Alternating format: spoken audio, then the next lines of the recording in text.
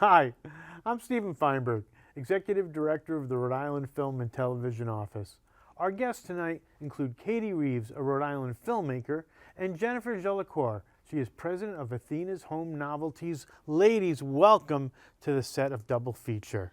Thank you so much, Steve. It's a pleasure to be here. Now, Katie, I've known you for many years. Yeah. You've been not only a teacher of film at the Beacon Charter School, you recently retired. You also have worked with high school students and junior high school students with our Give Me Five program, which I think is in its 12th year. So that's how you and I got acquainted. And most recently, you brought to my attention this brand new documentary that you're doing that I think you have tentatively titled Hooked, which is about the work that Jennifer has been doing about cancer fundraising, and you did this one project about the Guinness Book longest bra chain in the world. Is that right? That is correct. It took me 10 years, but I pulled it off. 10 years, okay. How did that concept even come into your mind? 'Cause I want to find out how this idea came about, and then I'll find out how you guys hooked up. Sure. So how did this all come to your brain? The idea of getting all of these bras, stringing them together, having the Guinness Book of World Records, and also turning that into a cancer prevention fundraiser. Well, it all started with one of my employees finding out that she had breast cancer in her 30s, 2 young children. And when that happens, you feel helpless. You want to do something. So we did a couple little fundraisers selling bracelets, and like, there's got to be something more that we can do, something that will affect the world. So, you know, we were open to the universe. You know, I knew that it was going to come. And one day we were at a meeting, and one of my employees, her underwire poked through her bra, and it was digging into her all day long. And we got back to the hotel. She said, I got to take this bra off. It's driving me crazy. So she took it off. She did that little trick, unhook through her sleeve, and then she kind of stomped on it a little bit like, oh, these bras. So in solidarity as women, we all did the same thing. And I knelt down by the pile, and I said, guys, wouldn't it be awesome if we hooked these together to see how long it... There it is. That's our breast cancer idea. That's going to change the world. We're going to make the world's longest bra chain. And I thought in that moment that I was brilliant. And this is like 10 years ago, right? It was 10 years ago, only to find out that it had already been done, Steve. The island of Cyprus had hooked together 116,000 bras. Oh my God. And then the Australians hooked together 166,000 bras. For the same. For the world record, exactly. Oh, but it was just for the world record, not cancer related. Cancer. I believe that the Australians did do a breast cancer fundraiser. Okay, Yes, okay. yes. So that was it. Within minutes, I had my journal, and we were all throwing ideas out. We're going to call it the Athena's Cup, because in Rhode Island we have the America's Cup. Oh my gosh, we're going to hook it together, and we're going to create a website, and we just made this list, and we'll ask people to donate $5 with their bras, and we're going to collect money for breast cancer research and charities for breast cancer, and we're also going to create this symbol of all the women and their desire to see an end to breast cancer. And because we wanted it so badly for our friend. You know, they say 1 in 8 women get breast cancer. Wow. And what is absolutely awful, you know, that occurred over the 10 years is that one of those women that was in that room when we decided to create the Athena's Cup died of cancer. She died of cancer. Yeah.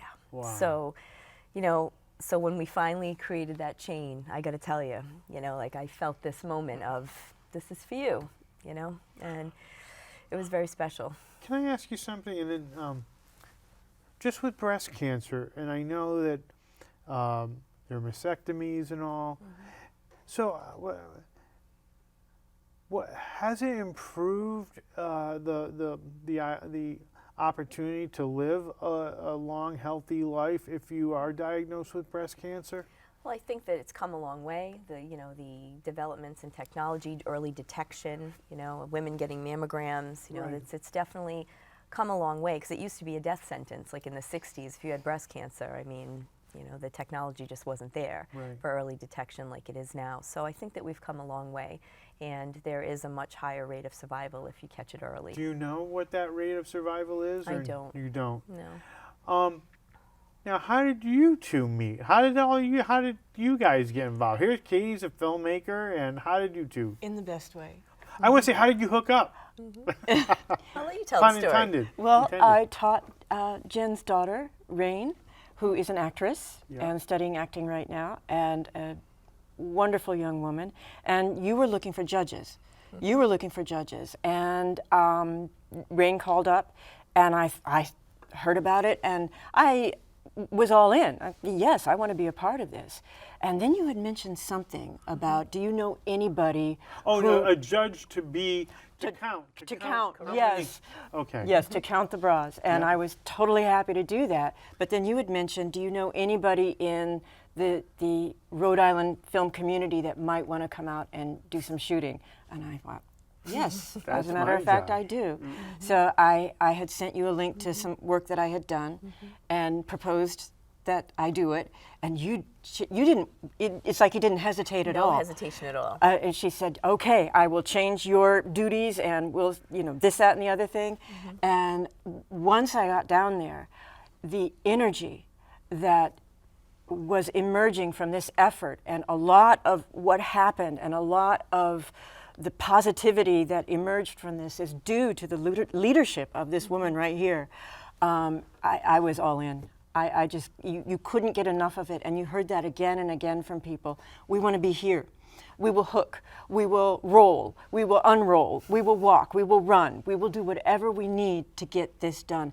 And to see this sense of community emerge from this dream was spectacular. Now, how many volunteers did you end up having on that day? Or it must have been there must have been more work leading up to that day. Absolutely.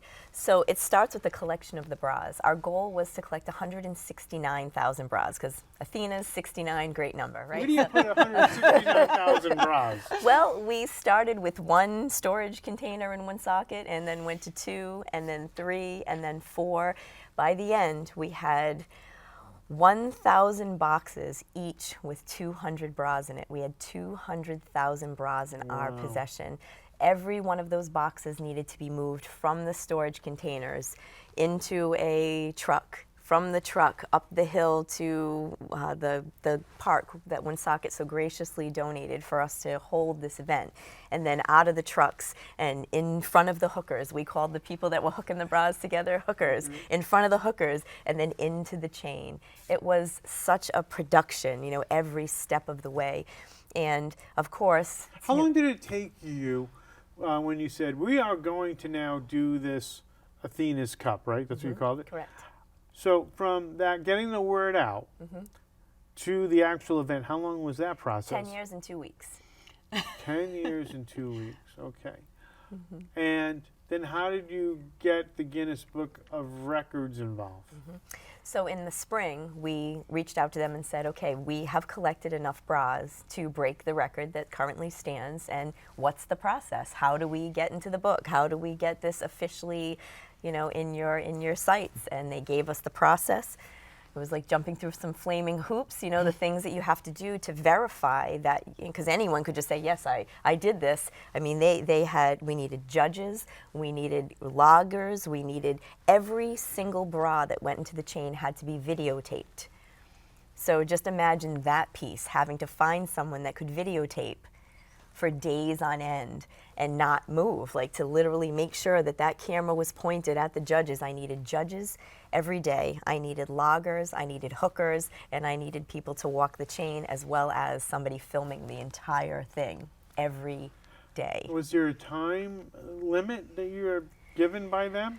Well, it wasn't a timed record, thankfully. So we've set our first goal as, all right, we're going to do it in 5 days. Okay. And on day 2, we started to realize this isn't going to happen. Why? We didn't have enough volunteers. We didn't have enough of a flow going. Because of course, you can't Google how do you make the world's longest bra chain. I was making it up as I went every minute. Because sometimes I'd have 7 people who would come to help, and then I would have 25 people there to help. And as the momentum caught fire, suddenly I had 115 people that were there to help. So trying in the moment to go, okay, well, you're going to do this and you're going to do that, and then constantly people leaving. Oh, I got to go, I got to get back to work, and people coming, hey, I just got here, and trying to make it all work. You're capturing this on film. And oftentimes putting the camera down and helping out. Absolutely. Yeah. If that's what was required, she would put the camera down and jump right in. Right. It's an emotional roller coaster. It sure is. And then we had the New England weather. I was going to ask you There were about the days that I was sunburned, there were days that I was freezing, and there were days that I was wet because it was raining.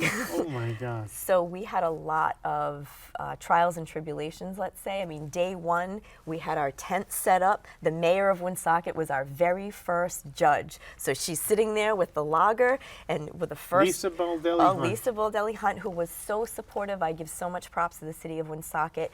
Not only her, but the chief of police, the chief of the fire department, the parks and rec department. Wonderful. They were like, we support you 100%. We'll do whatever it takes to get this done. And they did. They That's did. terrific. So day one, Lisa Baldelli Hunt is sitting there in underneath a little tent, and she's got her log, and we've got the video all set up. And here we go. The first string, history being made, goes by, and all of a sudden a gust of wind comes and knocks down every single tent. They start rolling towards the mayor, and I'm like, save the mayor! Oh, so it's almost like Twister. That's how it started. So we had wind, we had rain, we had sun, and it was really something out of a movie. It was.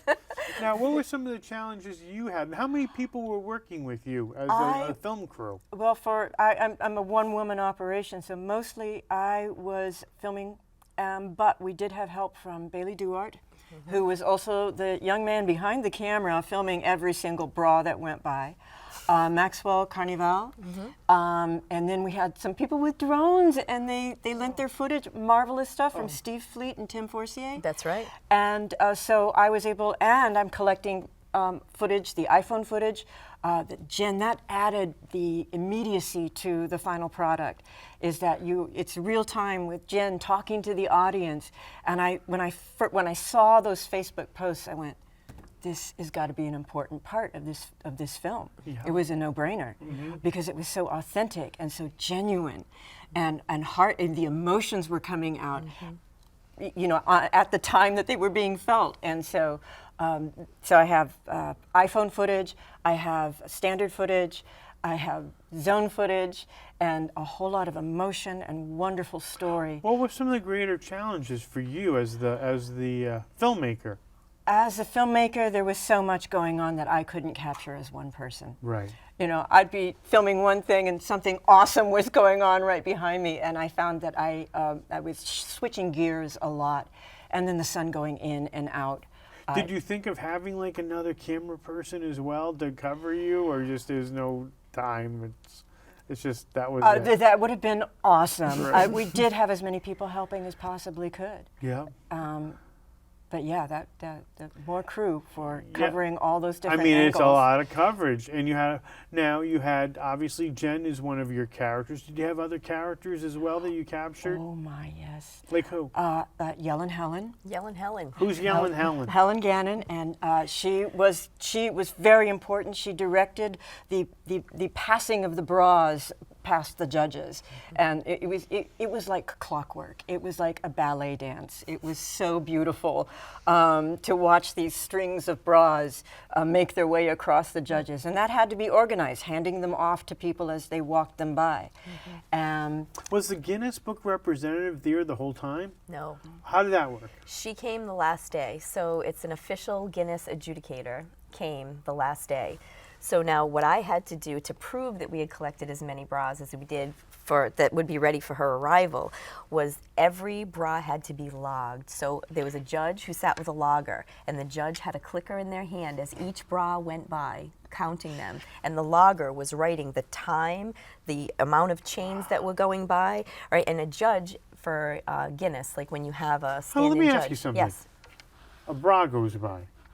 What am I yelling? What am I writing? Pink? like, how do I... 10. So the bras were hooked together in chains of 10, then rolled together, and then brought up the hill. The hookers were hooking, then the rollers were rolling, and then the unboxers were unboxing and handing the rolls of bras to the chain walkers who were walking by the camera, and then bringing them to the chain makers who were creating the chain on the field. Oh my God.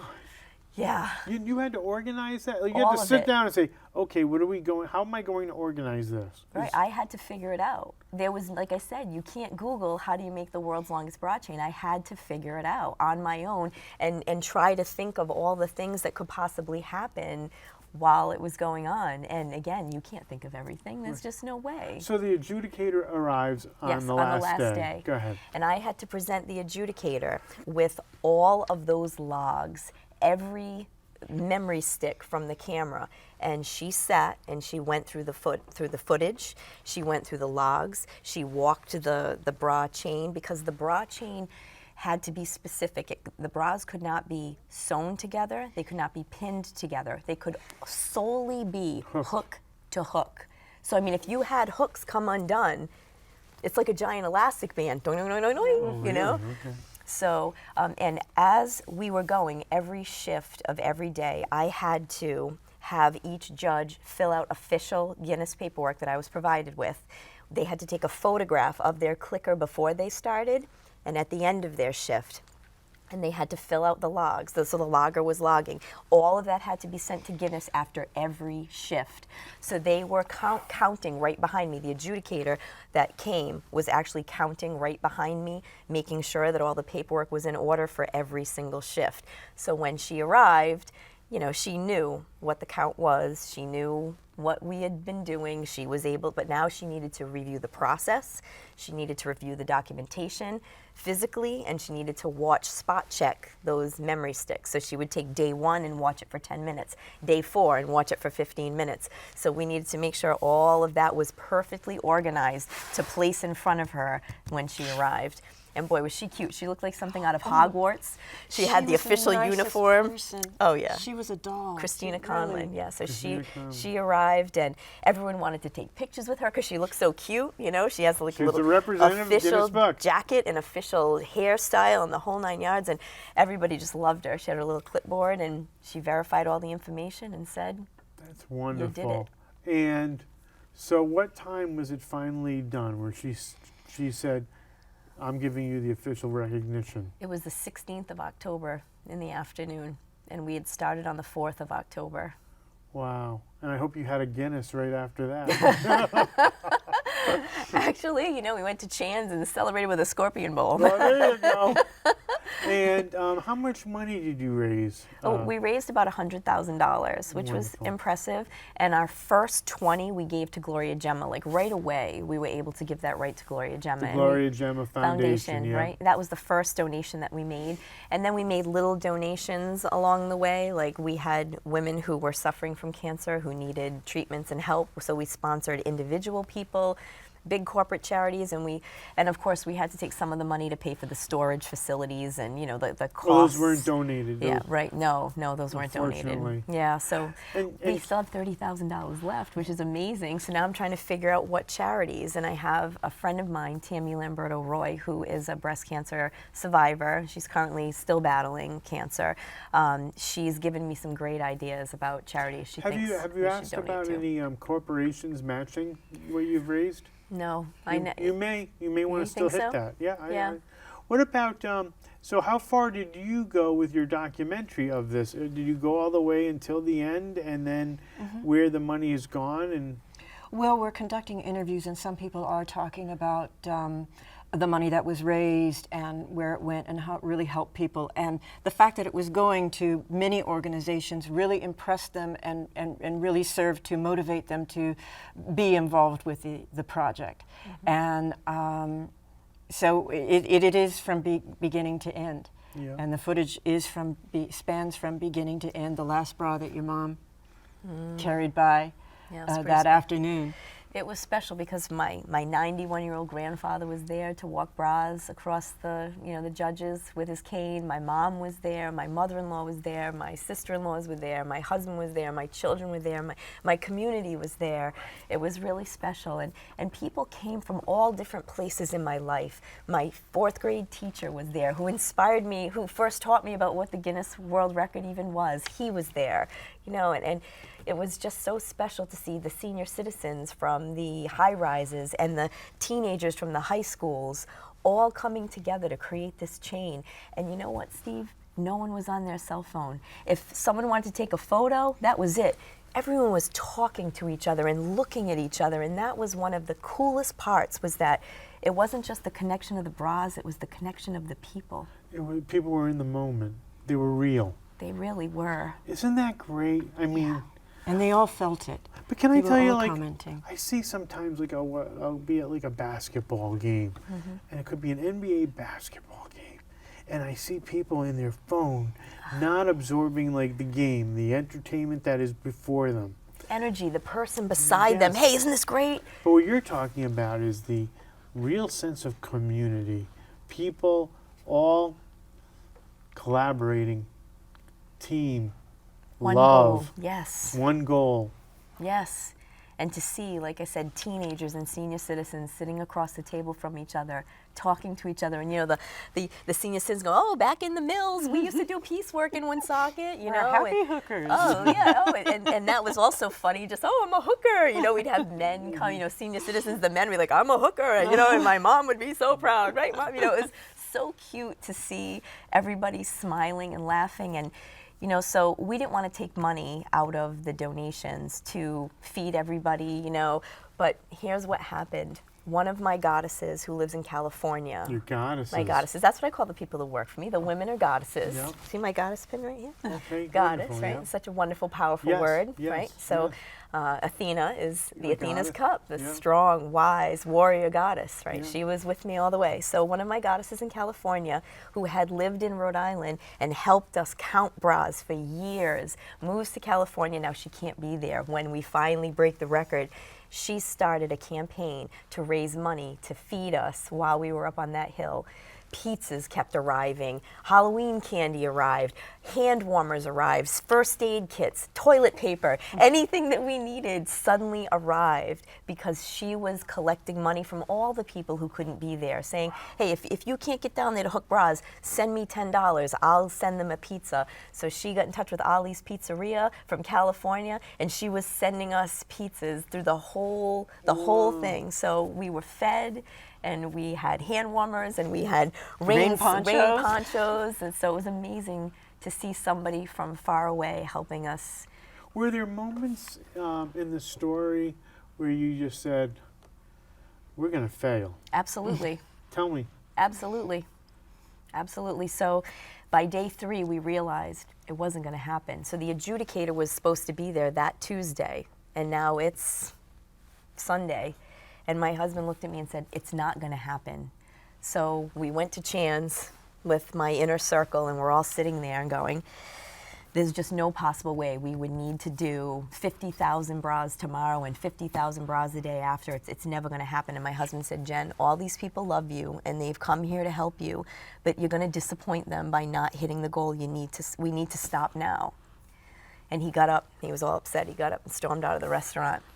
And I sat there with my friends, and I said, do we stop? Do we stop now? Should we stop? And one of my best friends, Steve Fleet, who did the drone footage, he said, no, we don't stop, Jen. We keep going. We figure out a way. And then the fortune cookies go around, and my friend Shima cracks open her fortune cookie, and she says, hey, Jen, I think I got your fortune. And she hands it to me, and it was very simple. It said, don't stop now. Are you kidding me? I am not. So I called Guinness the next day, and I said, we're not going to make it. And she said, yep, I agree, you're not going to make it. I said, so what can we do here? She said, well, you can extend your time, and I will come on a different day, but now you're going to, you'll have to, my flight has to be rescheduled, my time, you're going to have to, I was like, whatever it takes, I will do it. Just come in a week from now. And then unfortunately, it rained. We had 3 days of torrential downpour. So instead of losing that time, we set up stations, one at the Athena's office in Woonsocket, one on the field under a giant tent, which was donated by Brad Scully from the Woonsocket Police Department. And we hooked and we hooked from morning till night in the cold, in the rain, out, under the tent. Even though we were under a tent, it was still cold. People came from all over in the rain. They were willing to sit there for hours in the rain hooking bras.